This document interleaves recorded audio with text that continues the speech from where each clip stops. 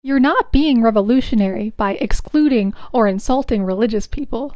Every day I get messages from Marxists, leftists, communists asking me how I reconcile my political stances with being Muslim, as if they contradict, giving me hypotheticals, insulting my intelligence and understanding of history and analysis of political and historical texts.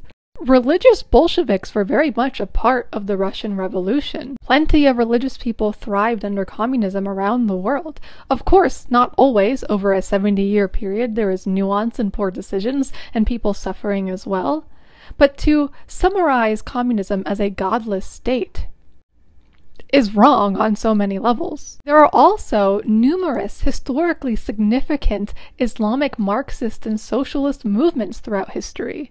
There is much to be said about what Marx and Engels wrote on religion. I mean, while they wrote about religion being the sigh of the oppressed, allowing people to endure hardship and speaking positively of that, they also believed that in an ideal society, you wouldn't need to resort to religion for those feelings of relief. Of course, there's many hypotheses for this. Many people believe that Marx was trying to distance himself from his Jewishness due to extreme anti-Semitism at the time for survival. Also, there's the whole context under which the atrocities committed by the Orthodox Russian Church under the Imperial Russian Empire. There is just so much context to this, not to mention religious trauma. A lot of people in these leftist communities have trauma from organized religion. When man profits from faith and organizes faith in a way it was never meant to be organized in, an individual's practice of faith does not involve or affect you at all, however.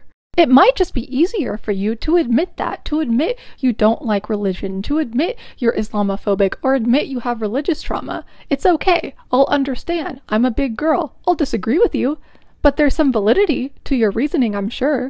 People analyze history and texts and come to different conclusions. That's just the way it is. There's not one way to view something. And I believe that communism and Islam are completely compatible. From its economic system, its wealth distribution, and its welfare, the emphasis of always being on the side of the oppressed and against the oppressor, fighting for egalitarianism and equality among all people. You can disagree with me, but please don't project your hate for religion onto me and my analysis.